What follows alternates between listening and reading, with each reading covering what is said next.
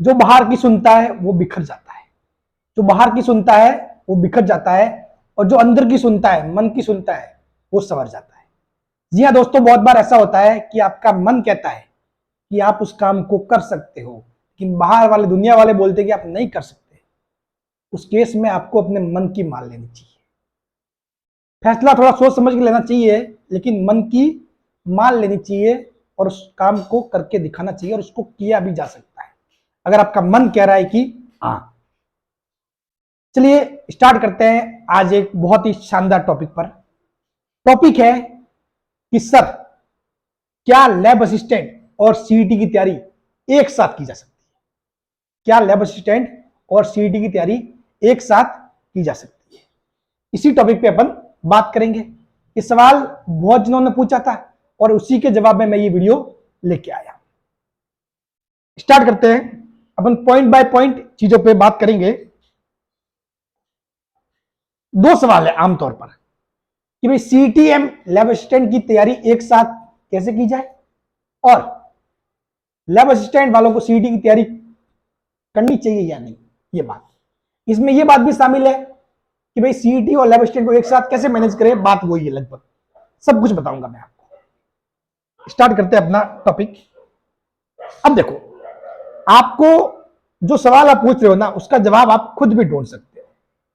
खैर, आपसे नहीं मिला तो मैं आपको बताता हूं क्या चीज करनी है। एक साइड सीईटी 2024 है, एक साइड है लैब असिस्टेंट।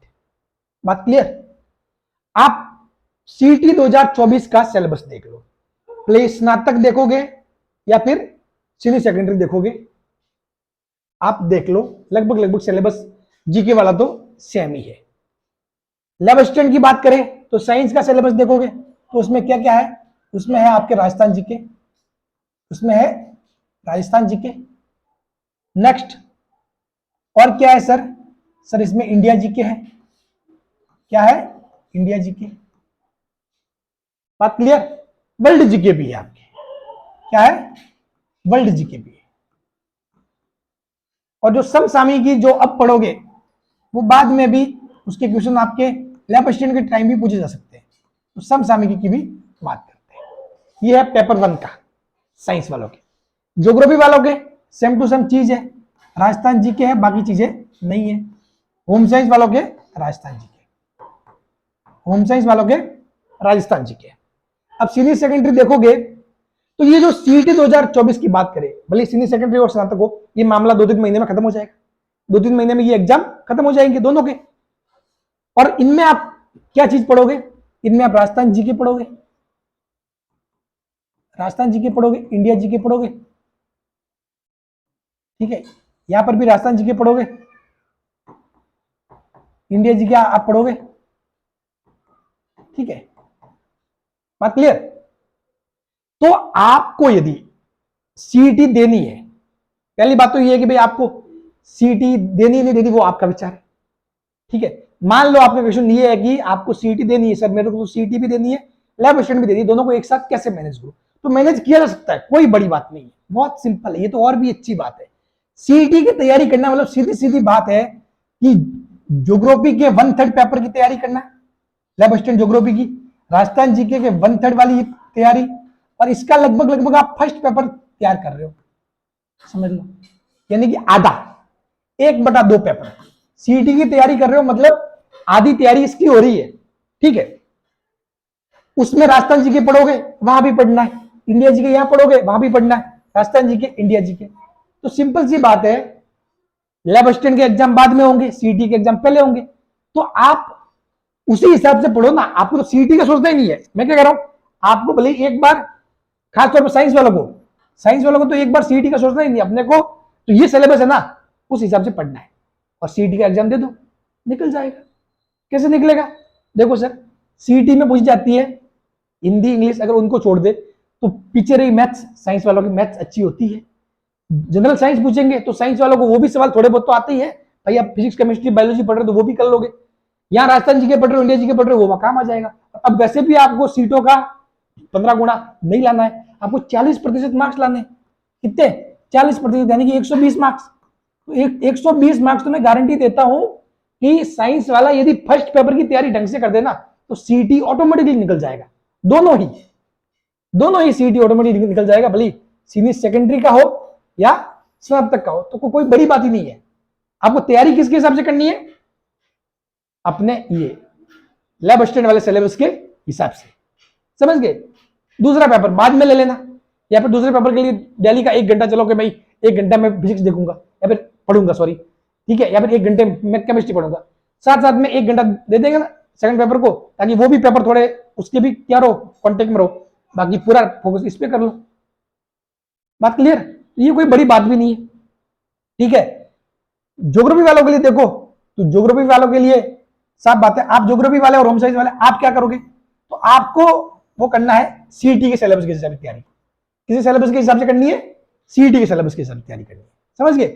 सीईटी के सिलेबस के हिसाब से आप तैयारी करोगे तो आपकी भी चीजें राजस्थान जी के वहां हो जाएगा कवर, फिर उसमें ज्योग्राफी पढ़ोगे, आप वर्ल्ड वाली ज्योग्राफी पढ़ोगे, ज्योग्राफी थोड़ी बहुत वैसे भी हो जाएगी कवर, ठीक है ना। तो ये कोई बड़ी बात नहीं है, मतलब आप इन चीजों को मैनेज कर सकते हो, इन चीजों को मैनेज कर सकते हो।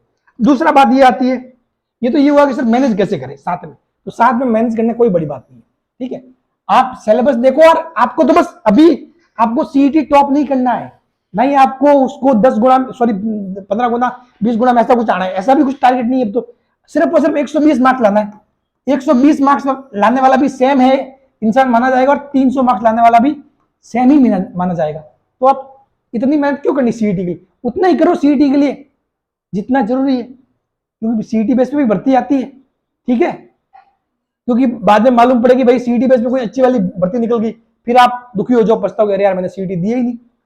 तो सीईटी देना है, ठीक है, सीईटी देना है, होम साइंस ज्योग्राफी दोनों को, और इस सीईटी के सिलेबस के हिसाब से आप तो तैयारी कीजिए।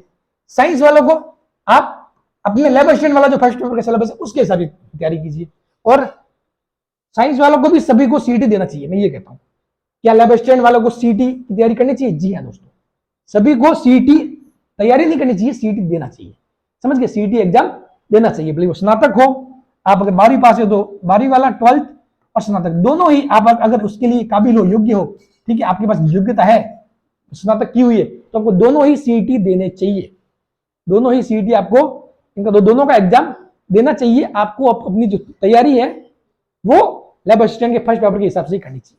हाँ, बस हो सकता है कि आपको लगे कि चलो कि भाई सर मेरे 120 मार्क्स नहीं बन पाएंगे, कुछ मामला भी हो जाएगा, तो लास्ट के 10-15 दिनों में हिंदी और इंग्लिश देख लो, तो 20-30 मार्क्स वहां हो जाएंगे ऐड, 120 मार्क्स हो जाएंगे, क्लियर, सिंपल सी बात है। इसलिए ज्यादा टेंशन नहीं लेना है, नहीं सोचना। आप सीईटी और लैब असिस्टेंट को आप इजीली साथ में मैनेज किया जा सकता है, इसमें कोई बड़ी बात नहीं है।